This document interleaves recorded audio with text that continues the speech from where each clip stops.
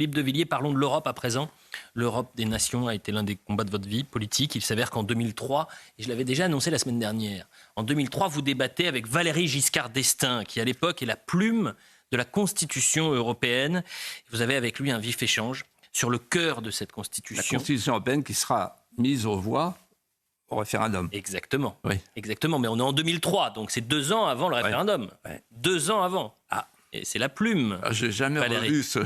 Elle dure 2 minutes 40, je le dis aux auditeurs et aux téléspectateurs. 2 minutes 40. Regardez, c'est absolument passionnant. Le filament de votre propos, c'est la Convention de Philadelphie, c'est Jefferson. Et c'est la trace sans doute que vous voulez laisser. Et moi, ça m'inquiète parce que la France, l'Europe, c'est pas les États-Unis. Ce sont des vieux pays, ce sont des vieilles nations.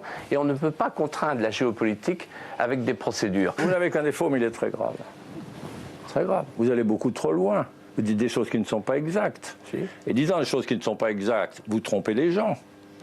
Non, vous lire l'article premier de notre Constitution. Vous êtes très gêné par ma question, mais c'est vous qui trompez les gens. Absolument pas. Non. Regardez-moi. Alors, vous allez un peu embarrasser. Et d'ailleurs, j'ai pas posé ma question. La question, c'est l'article 1.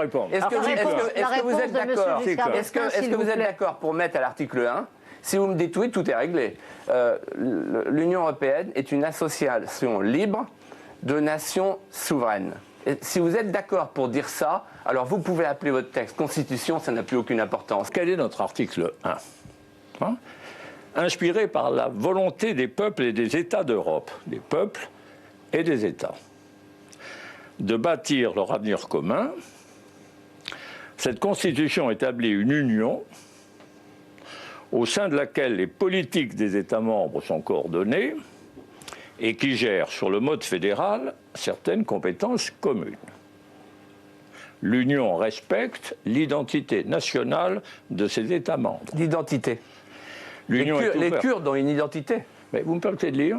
Oui. Les Kurdes ont une identité. C'est pas la souveraineté. L'Union est ouverte à tous les États européens dont les peuples partagent les mêmes valeurs, qui les respectent et qui s'engagent à les promouvoir en commun.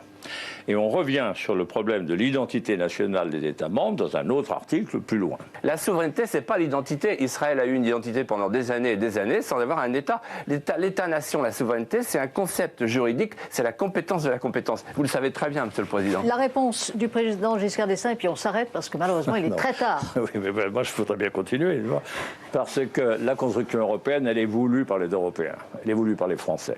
Alors c'est pas la peine de les effrayer. Alors attendez, faites un référendum en ce moment. Faites un référendum en ce moment. Il fait un temps à pas mettre un eurofédéraliste dehors. Il fait un temps à pas mettre un eurofédéraliste dehors. 2003. Je l'ai secoué, le Jefferson de l'Auvergne. 2003. Mais, il était sûr de son fait. Vous avez vu, les Français sont pour, etc. Ah oui, 2003. Voilà. Mais ce qui est dingue, c'est que vous avez gagné dans les urnes et vous avez perdu 2 ans après le référendum dans les institutions, puisqu'ils l'ont finalement fait passer, ce texte. Ouais, incroyable. Voilà. Mais, merci d'avoir retrouvé cette archive. Écoutez, c'est quand même le débat d'aujourd'hui. En réalité, c'est ça qui est intéressant. Souveraineté nationale, souveraineté européenne. On est en plein dedans. Ça pourrait être la bande-annonce de tous les débats des élections européennes. Ouais.